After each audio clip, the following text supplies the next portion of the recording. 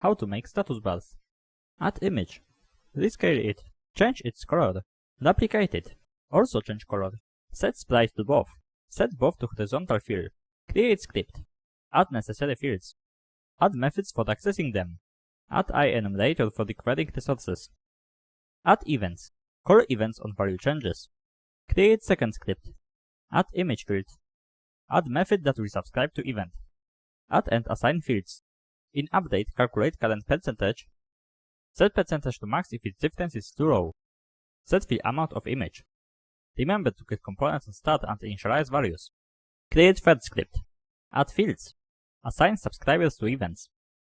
Add scripts as components. Assign values in inspector. Create objects for player and assign script. And that's all. Now I will just add a few things for testing. And that's the final result. If you change speed, the bars will decrease faster.